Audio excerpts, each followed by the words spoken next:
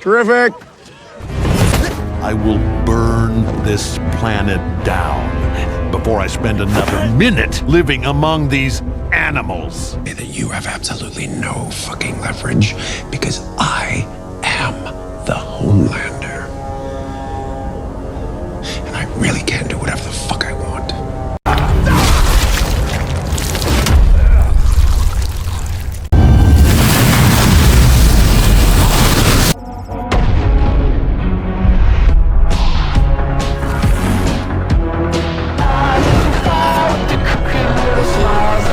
Really had me going for a minute there. Oi.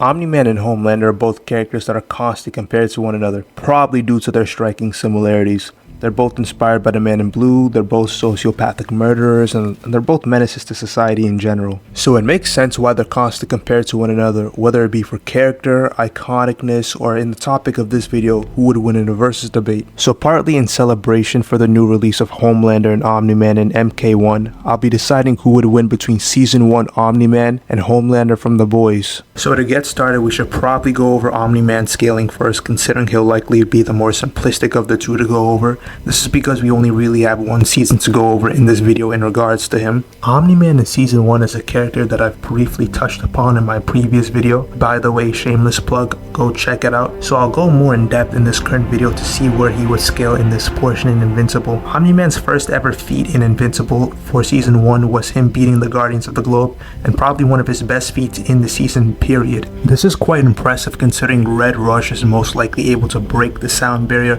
multiple times over, and he can fight on par with the War Woman and the Immortal, who should be physically comparable to him, meaning he can fight through skill alone opponents who should be on his physical level. This fight scene was actually pretty tactical in nature when you look at it. He first attempted to sneak attack the Immortal and later predicted Red Rush's movements. The reason why he did this is because Red Rush would have likely been physically faster than him. Later on in the fight, he takes control by using War Woman's mace to smash and bootleg Aquaman's brains, and uses a corpse to make sure Green Ghost stays tangible during the fight. All this allowed him to position himself in a favorable place to take out War Woman and the Immortal, the two strongest combatants on the field, and for bootleg Batman, he just...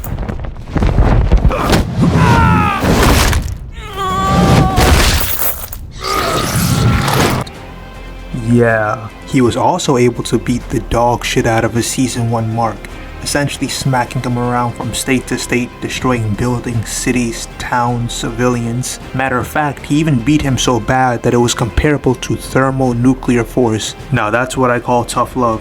What's crazier is when you realize that Omni-Man in Season 1 is still holding back against Mark because he's trying to convince him to join the Viltrumite Empire.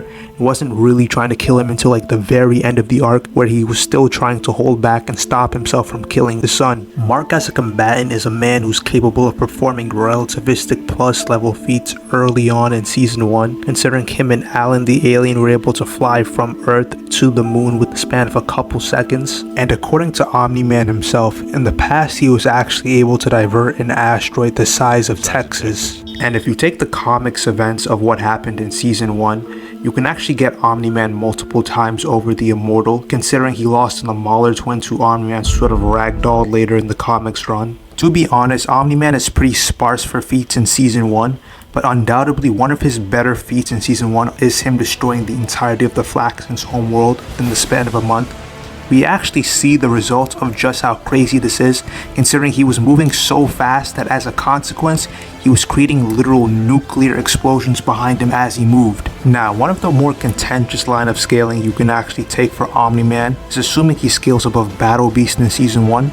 The reason why this is pretty contentious is because if you actually watch or read the comics, you realize he doesn't scale to Battle Beast in the slightest. Of course, it is important to note that this isn't the actual comics we're talking about. It's the TV show that clearly has a pretty big difference in how it interprets the character's strength. One of the better examples of this would be the Guardians of the Globe, that blatantly got a pretty big buff in their strength comparable to where they were in the comics is how they can go from getting speed blitzed by Omni-Man to the point they can't even perceive what happened to them to actually putting up a decent fight against them in season 1. Another good example of this would honestly be the character of Adam Eve, who pretty much shows that the show of Invincible isn't even internally consistent with the way they scale their characters in show. It's how she can essentially go from beating characters at the age of 12 that she would have struggled with later on in life at the age of 16. And to be honest, that's pretty much it. Omni-Man is a pretty straightforward character to scale, especially since we're confining our scaling to the limitations of only season 1. So with all that being said, how does Homelander stack up? And if I'm being completely honest with myself, not very well. So before I go too in depth with Homelander scaling, and trust me I will go in depth with it, there's like a 99.9999999% chance that Annie's laser beams are not actually the speed of light. The reason why I say this is because some, not all, scalers tend to use her to try and scale some high tiers in the boys to light speed. The logic being that A-Train can blitz Annie while she's using her light speed attacks or alleged light speed attacks. And since Homelander would scale 2 or above A-Train, he would then by virtue be light speed. This is clearly wrong on so many fundamental levels, especially because of how hyper-specific and how hyper-realistic the boys is with this interpretation of power.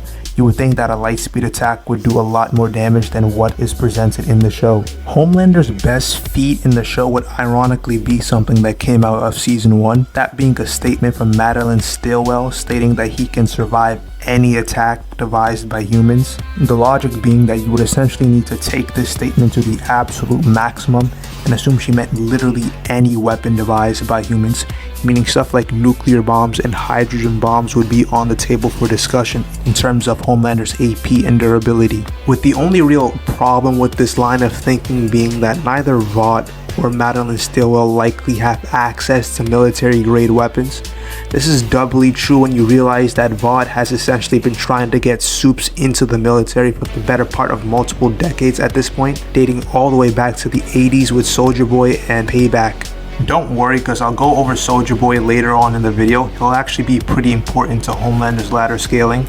But for now, we have to actually go over scaling from season 1 and the metas that can be used to actually scale Homelander properly.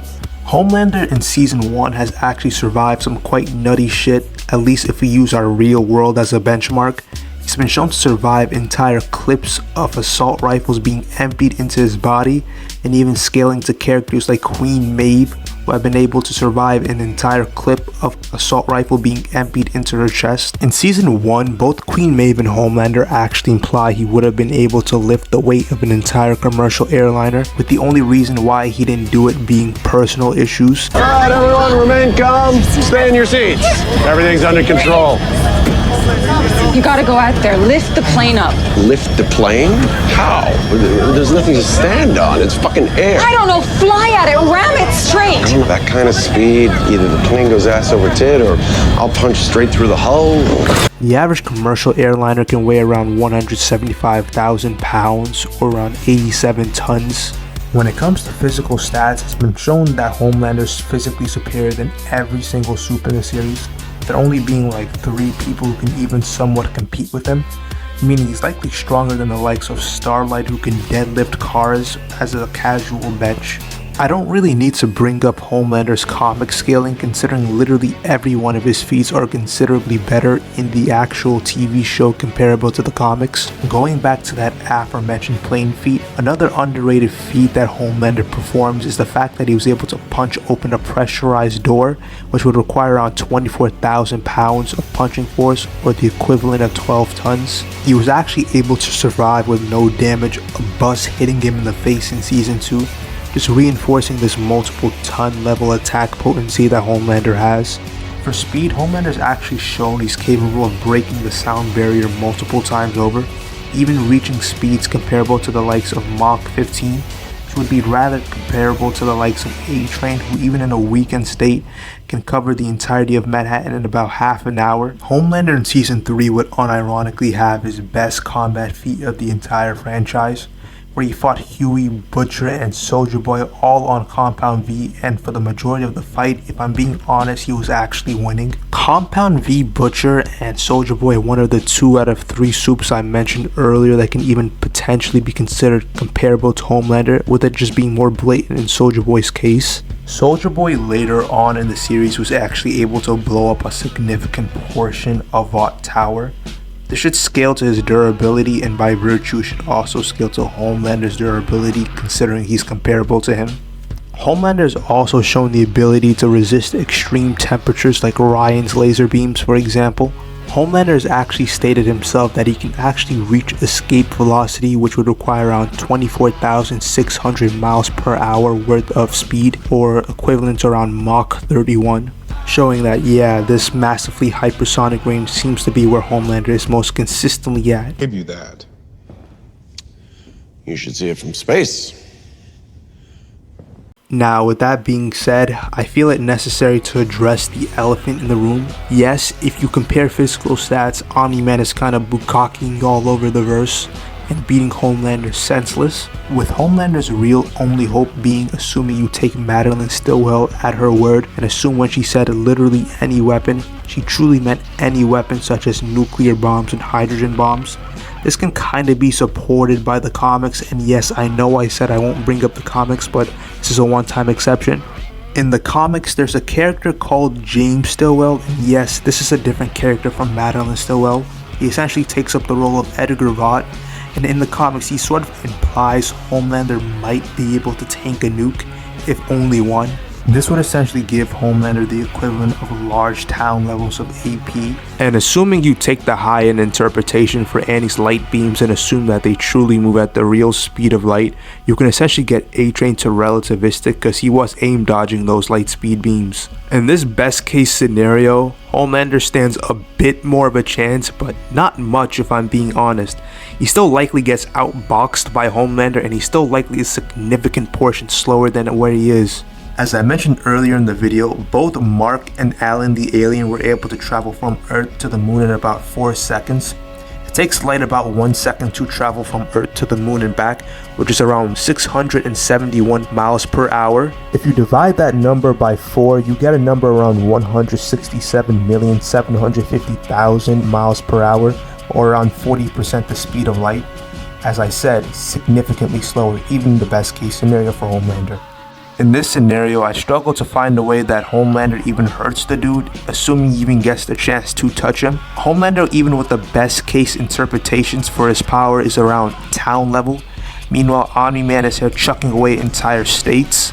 And while you have Homelander maybe tanking a nuke, you have Omni-Man quite literally just tanking entire futuristic laser beams from space in season 1. At this point, I think it's pretty clear who wins. Even with the best case interpretation, Homelander still can't pull through. At this point, you can probably go into Homelander's resistances, but most of them will be of no use. There's no real biological weaknesses he can exploit to take down Omni-Man in this fight. So with that being said, it's kind of clear that Omni-Man just sort of bitch slaps Homelander into oblivion, and there's no real way he can counter the sheer gap in stats. So I wanted to go over a quick hypothetical to see what if their stats were actually equal. Could Homelander pull through in that scenario? If I haven't mentioned it earlier, for those who are wondering, I actually went over Omni-Man's scaling in a previous video where I said he had hacks like reactive evolution and stats amplification. And those hacks will be quite useful in this fight. In specific, the hack's reactive evolution if you assume it can kick in quickly enough for Omni-Man. In the show, Homelander's laser beams have been confirmed to burn around 5,000 degrees Celsius, while weaker Viltrumites in the season 1 of Invincible like Mark have been shown to survive lava, which can be around 1,500 to 2,000 degrees Celsius. I think you might see where this is going. In the stats equalized hypothetical, Homelander might actually have a win con. This can possibly be supported by the fact that Omni-Man suffered friction burns from Red Rush's punches in his chest. And unlike Omni-Man, Homelander just straight up has X-ray vision, so you could possibly just look into his body, see his vitals, and try and pinpoint it with his laser beams. With Omni-Man's real only recourse in this situation being one, if you assume his smart cells can actually retain the heat from Homelander's laser beams, or two, if you assume his reactive evolution can kick in quickly enough to save his life. Another possible option for Omni-Man is if you assume he can BFR Homelander into space. While Homelander has stated he can't actually reach space, it's debatable whether he can breathe in there or if he was just in the upper atmosphere. And if this battle actually comes down to battle IQ, this sort of goes into Omni-man's favor, considering he's been fighting for much longer, is an actual fighter unlike Homelander, and scales above the likes of Conquest, who has about 3,000 years of lifetime experience over him. Omni-man has also shown that he knows multiple forms of martial arts, which can prove very deadly for Homelander if he chooses to engage him in CQC, which would ironically be very in character for him, considering the only time he truly uses his laser beams is when he's trying to lay on suppressant fire or he's just blatantly trying to intimidate somebody. And in character, Homelander has actually been shown to not really handle high-stress fights very effectively, with his main strategy being either retreat or, like I mentioned earlier, trying to laser beam his opponents away. Overall, I think it's quite clear that Omni-man wins like 99.9% of the time, with even the most high-end interpretation of Homelander's powers only allowing him to put up a decent fight before inevitably losing again. So I think I'll end the video right there. If you like the content, please like, subscribe. If you disagree with my scaling, please tell me why in the comments. I'd love to hear your opinions. And yeah, until next time, stay tuned because I have a lot more planned.